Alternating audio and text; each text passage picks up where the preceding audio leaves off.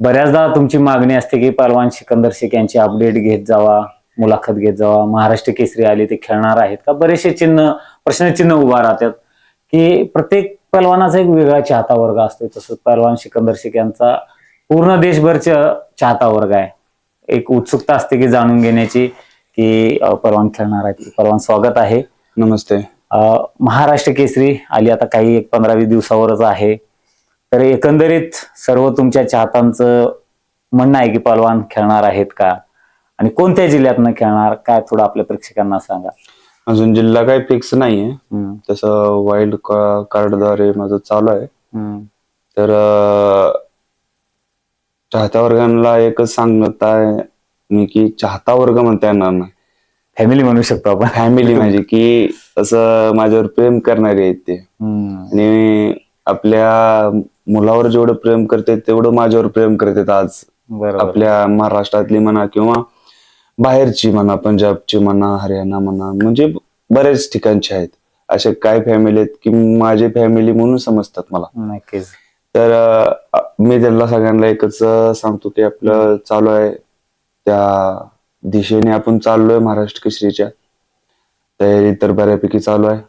मागच्या वर्षी थार मिळवली पहलवानांनी.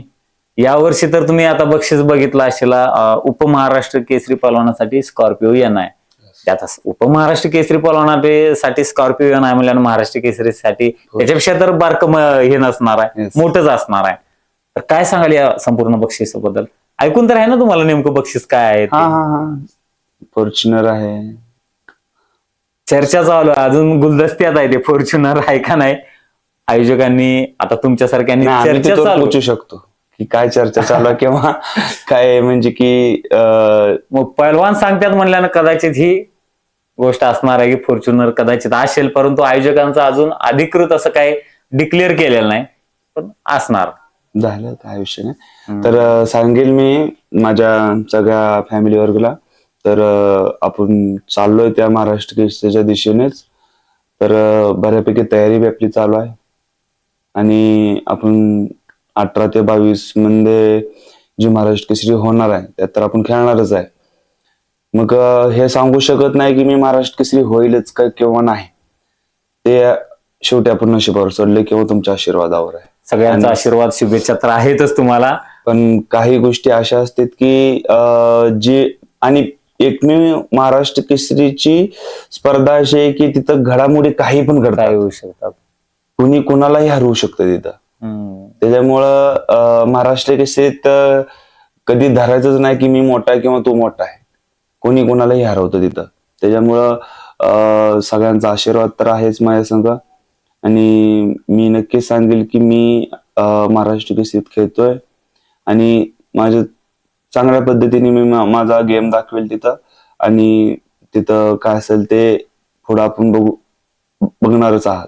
आता प्रत्येक गटामध्ये सुद्धा 2 व्हीलर बक्षीस आहेत. आता बऱ्याच तुम्ही महाराष्ट्र केसरी कुस्ती स्पर्धेत खेळलेला आहेत, बरेचसे बक्षीस पण ठेवतात, परंतु ह्या स्पर्धेमध्ये गटामध्ये सुद्धा बुलेट आहेत.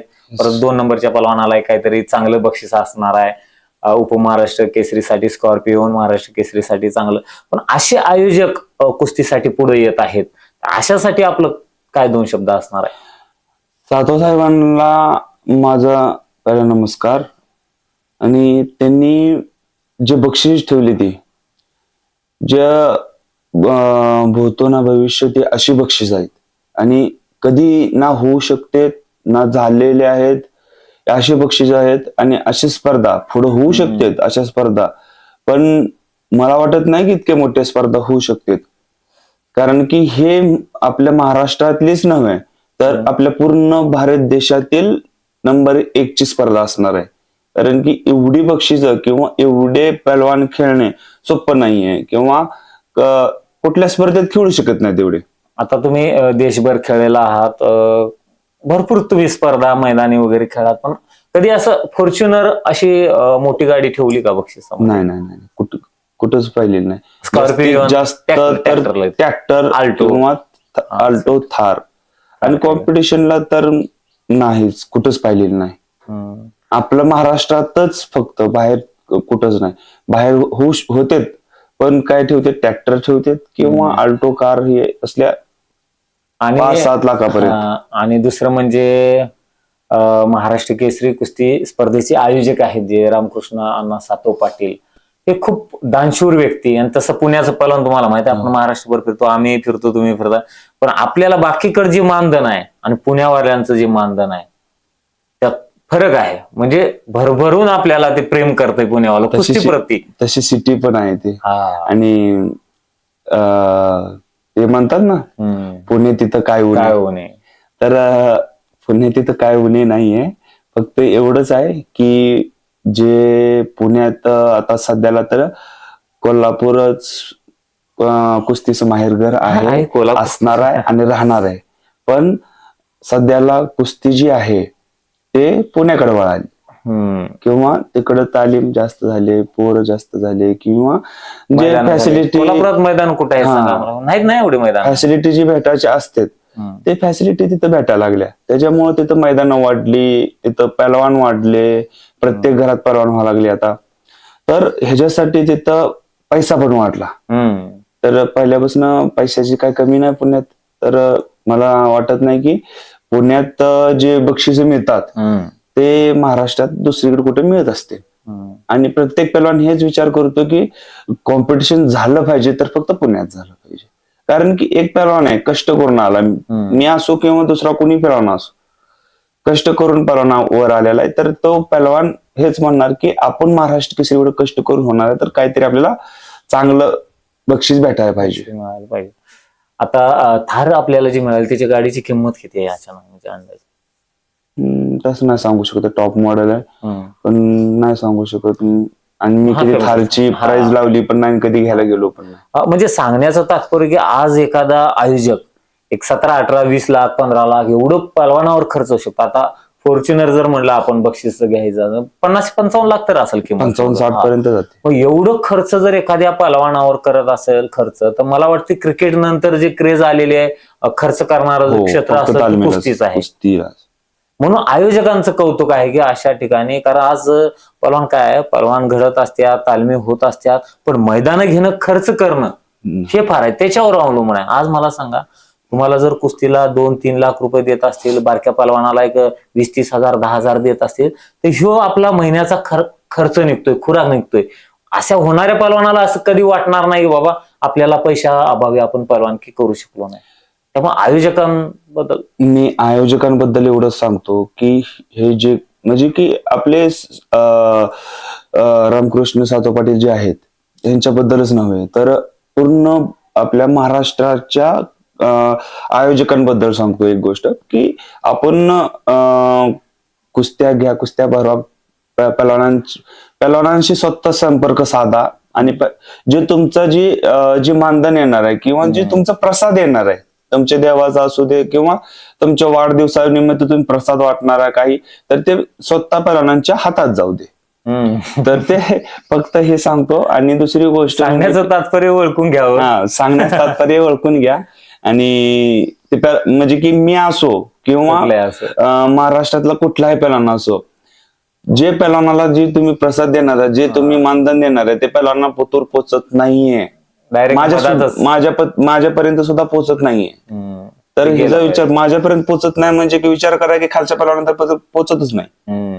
मग जरासं ते फक्त तुम्ही विचार करा आणि त्या गोष्टीवर.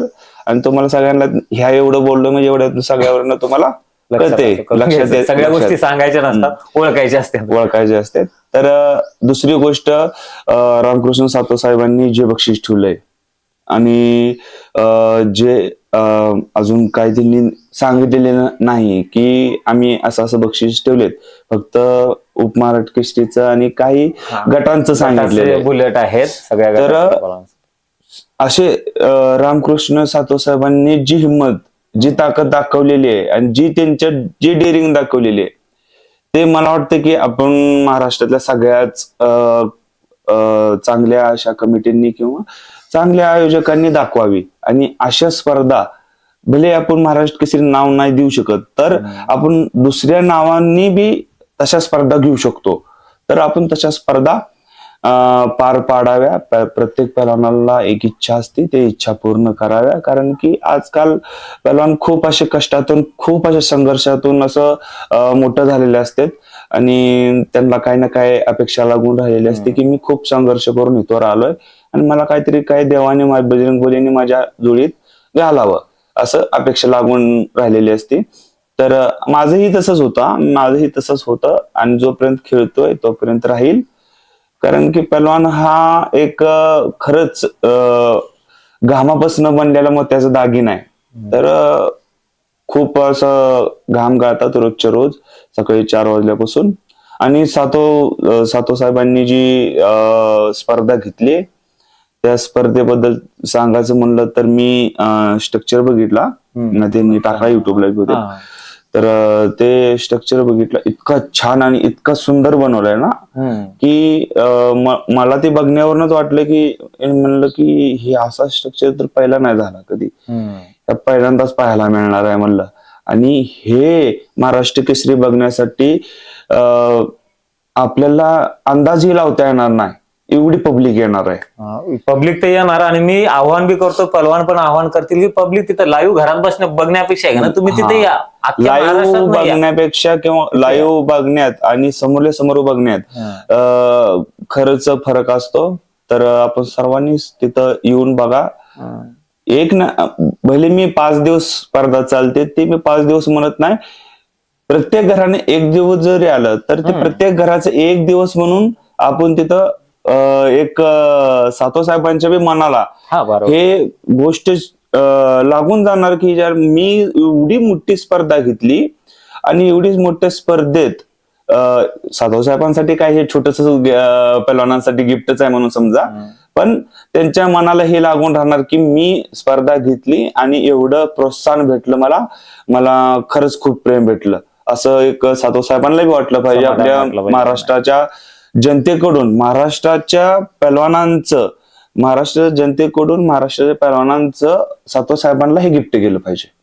तर सर्वांनी, मी सांगतो म्हणून मी आपला सर्वांचा लाडका आहे, तर माझं एक वाक्य लक्षात ठेवा की फक्त माझ्यासाठी आपण सर्वांनी महाराष्ट्र केसरी स्पर्धेत येऊन सातो साहेबांना तर भेटाच, स्पर्धाही बघा पण मलाही भेटा.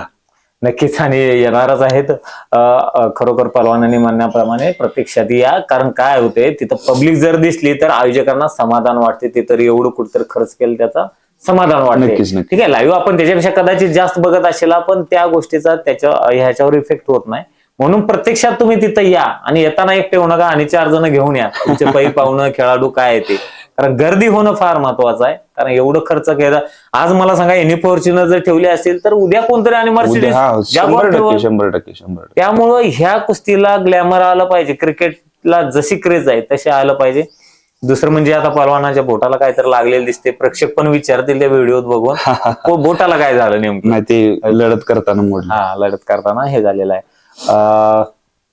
तर बऱ्याचशा गोष्टी आहेत. मी पलवानाचा काही जास्त वेळ घेणार नाही. दुसरं म्हणजे किरण भगतच्या बद्दल आपण जे बोललो गाडीमध्ये, ते एवढा व्हिडिओ व्हायरल झाला की मला गेले तिथं लोक विचारायला, खरंच ती कुस्ती होणार आहे का, खरंच ती कुस्ती होणार, म्हणजे कुतूहलता त्यांनी. मग त्याच्यानंतर मी काल बघितलं असेल पलवान किरण भगतची बाहेर गेले. तुमच्याबद्दल पण त्यांच्या मनामध्ये खूप आदर आहे, पलवान आहेत काय, सगळ्यांची इच्छा असेल तर ते खेळायला तयार आहेत.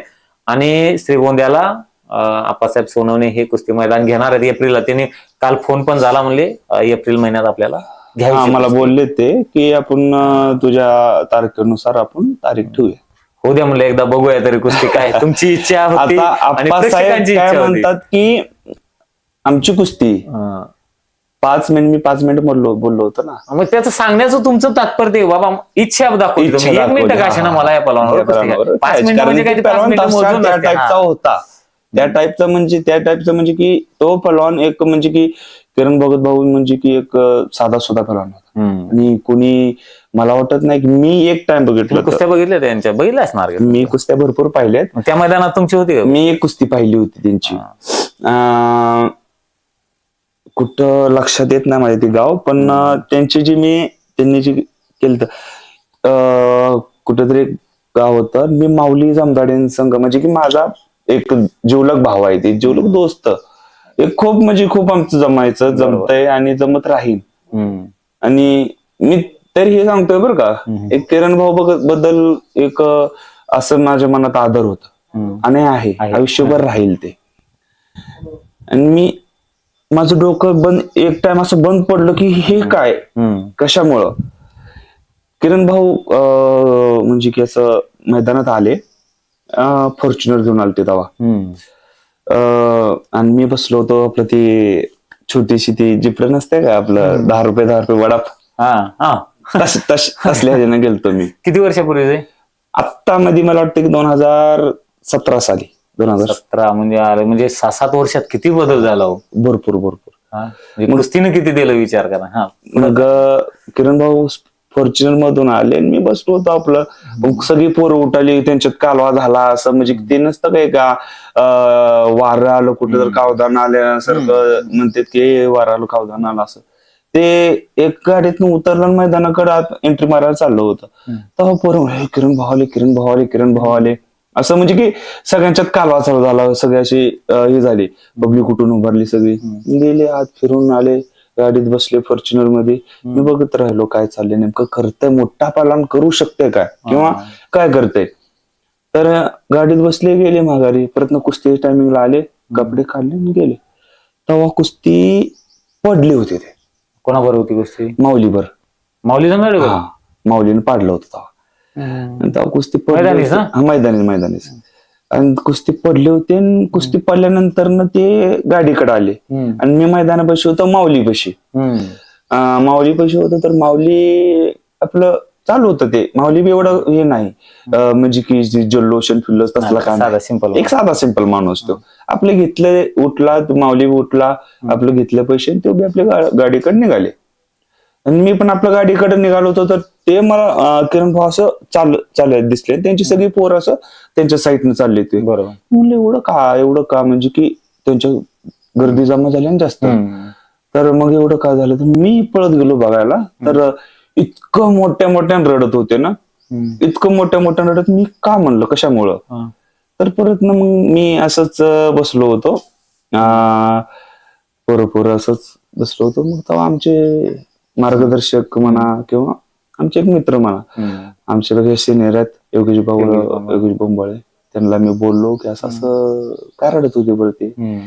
तर म्हणला अरे एवढा महाराष्ट्रातला स्टार पहलवान आहे तेव्हा, आणि एवढा चांगली पब्लिसिटी आहे, एवढं सगळं आहे, आणि एखादी कुस्ती हारला आता हे, आणि हारल्यानंतर ना ते थोडस वाईट वाटणारच आहे, किंवा आपण एवढं कष्ट केलंय त्याचं थोडस वाईट वाटणार आहे. ह्याच्यासाठी फक्त बोलले. मग तेव्हापासून माझ्या लक्षात आलं की याला पाहिजे तर आपल्याला हे व्हायचं झालातच, कारण की सगळ्यांच्या मनात पाहिजे. त्यावेळेस तुमची अशी एवढी पॉप्युलॅरिटी नव्हती. मी छोटासा होतो, मौली संग बोटाल धरून जायचो. आज सगळ्यांना माहित आहे, सांगायची गरज नाही की सिकंदर ही काय वादळ आहे, क्रेज आहे. पहलवान, मला हे अजून ह्या गोष्टीचा कुतूहलता वाटते की ठीक आहे, अनेक पहलवान आहेत हो महाराष्ट्रात, भरपूर आहेत, भरपूर आहेत पहलवान, पण सिकंदर शेखवरच एवढं प्रेम का करतात? कारण सिकंदर शेखच्या मनात खोट नाही ना. आणि गाजवलं तुम्ही लॉकडाऊन मध्ये, मी सगळ्यांना पाडलेला. सिकंदर शेख असा माणूस आहे, सगळ्या पहलवानांना एक सांगतो की भले मी असू दे किंवा आता माझ्यापेक्षा अतिरिक्त अजून पहलवान आहेत, कुणी माझ्या पुढे जाऊ दे, मी स्वतः म्हणतो की बघ माझ्या पुढे जावा, हात जोडून सांगतो की माझ्या पुढे जावा. एक काळ असतो, एक वेळ असते सगळ्यांची, एक काळ वेळ ती निघून गेली की निघून गेली. तर मी त्या गोष्टीला मानतो आणि मी ह्या सगळ्यांना सांगितलेलं पण आहे. मग त्या काळात आणि त्या वेळातच कमवून घ्या नक्कीच, आणि सगळ्यांना नमस्कार करून राहा, सगळ्यांच्या पायाला हात लावून राहा. फक्त पहलवानांसाठी आहे, फक्त पहलवानांनी माझे एक शब्द वाक्य किंवा काय असेल ते तुम्ही मला काय मानत असताल ते, कारण की एकदा वेळ निघून गेली का परत नाही येत नाही. म्हणून सगळ्यांच्या पायाला हात लावून राहा आणि कधीही जातभेद करू नका आणि कुठल्याही गोष्टीचा गर्व करू नका. नक्कीच. आणि सिकंदरच्या बाबतीत बऱ्याचशा जडणघडण होत असतात. कधी कधी पहलवान तुमच्याबद्दल अपप्रचार होतो, बदनामी होते, नक्कीच आणि आमच्या सारख्यांनी जे प्रेम करणारा चाहता वर्ग असतो तो संभ्रम अवस्थेत असतो की बाबा खरंच असं सिकंदरचं आहे का. मग त्याच्या मनामध्ये क्षणभर आपुलकी प्रेम कमी होते, परंतु नंतर सत्य ज्यावेळेस बाहेर करते त्यावेळेला नाही यार आपणच चुकलो, सिकंदर खूप चांगला पहलवान आहे, आणि हे अशी प्रतिमा निर्माण होते. आपली नीतिमत्ता जी साफ ठेवायची, किंवा आपली नीतिमत्ता जे बाहेरचं बोलतंय काय त्याच्याकडे लक्ष द्यायचं नाही. आपण सरळ मार्गे चाललो तर सरळ मार्गेच राहणार कायम, हे पण फक्त लक्षात ठेवायचं. आणि मी अजून बी ओरडून सांगतो की सगळ्या जनतेला किंवा सगळ्या भारताला की मी सरळ मार्गाने होतो आहे आणि राहणार. मग ती कितीही माझ्यावर, भले चला काय गद्दार आहेत, पण माझ्यावर कितीही त्यांनी काही म्हणजे चिखलाची फेक केली तरी काय फरक पडणार नाहीये. आणि सर्वात मोठा म्हणजे की माझ्यावर प्रेम करणारा महाराष्ट्रातला लय मोठा वर्ग आहे. त्यांचा आशीर्वाद मोठा आशीर्वाद आहे. त्याच्यामुळे मला कधीही डगमगल्यासारखं वाटलेलं नाही, किंवा मी असं कधीच मला वाटलं नाही की मी डगमगलोय, मी हारलोय. मी कधीही पुढंच राहणार, कारण की आपल्या सर्वांच्या आशीर्वादामुळे. नक्कीच. आणि पहलवानांना शुभेच्छा. आज यांची कुस्ती आहे बाहेर पंजाबला आहे ना, पंजाबला. तर पंजाबला आहे, त्यामुळे आज जाणार आहेत. आणि सकाळी फोन केला, मेसेज केला, मी आहे सर या म्हणजे मुलाखत घेऊ आपण. आणि आजची मुलाखत घेतलेली आहे. मी काही जास्त वेळ घेणार नाही, सातत्यानं आपण घेऊ. आता त्यांना पुढील आता महाराष्ट्र केसरी स्पर्धेसाठी आपल्या चॅनलच्या माध्यमातून शुभेच्छा देतो. खूप मोठा चाहता वर्ग आहे, त्यांच्या माध्यमातून त्यांना शुभेच्छा. धन्यवाद. धन्यवाद.